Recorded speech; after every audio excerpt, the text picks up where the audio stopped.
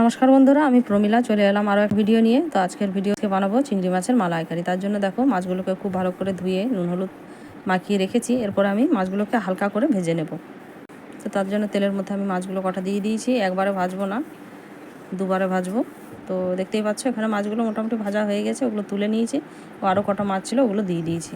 এগুলোও ভাজা হলে তুলে নেব। এরপরে তেলের মধ্যে গোটা গরম মশলা দিয়েছি, দিয়ে কিছুক্ষণ নাড়াচাড়া করে নেব।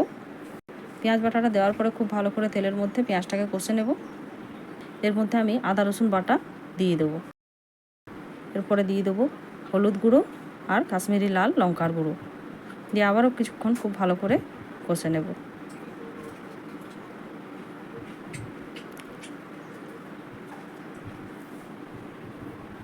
দেখো এখানে মশলাটা প্রায় কষা হয়েই গেছে।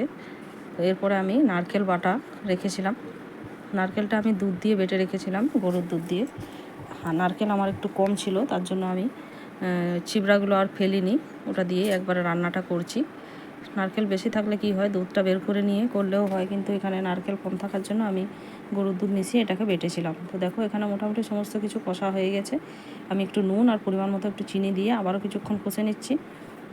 দেখতেই পাচ্ছ মশলাটা খুব ভালো করে কষা হয়ে গেছে। এরপরে আমি অল্প একটু জল দিয়ে এই গ্রেভিটাকে আগে ফুটিয়ে নেব।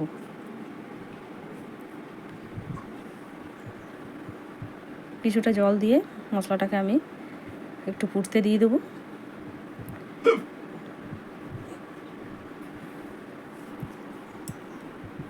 তো এখানে গ্রেভিটা খুব সুন্দরভাবে ফুটে উঠেছে। এবারে যে মাছগুলো আমার ভেজে রাখা ছিল সেগুলো সব দিয়ে দেবো, দিয়ে আবারও কিছুক্ষণ এটাকে ফুটিয়ে নিলেই চিংড়ি মাছের মালাইকারি একদম রেডি। তো সমস্ত মাছগুলো আমি গ্রেভিটার মধ্যে দিয়ে দিয়েছি। তারপরে আমি আবারও কিছুক্ষণ এটাকে আঁচে বসিয়ে রাখবো।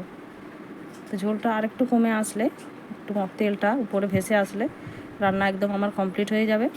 এই দেখতে পাচ্ছ মোটামুটি একদম রেডি। তো আমার এই রেসিপি তোমাদের কেমন লাগলো অবশ্যই জানাবে। আর ভিডিওটা প্রথম থেকে শেষ পর্যন্ত দেখার জন্য অসংখ্য ধন্যবাদ। দেখা হবে আরও অন্য এক ভিডিওতে। আজকে এই পর্যন্তই। সবাইকে ধন্যবাদ জানিয়ে ভিডিওটা এখানেই শেষ করছি। সবাইকে টাটা। আর কেমন লাগলো অবশ্যই কমেন্ট করে আমাকে জানাবে। এই যে দেখতেই পাচ্ছ, এটা আমি মাছটা একটা বাটিতে তুলে দেখাচ্ছি, কেমন হয়েছে অবশ্যই আমাকে জানাবে।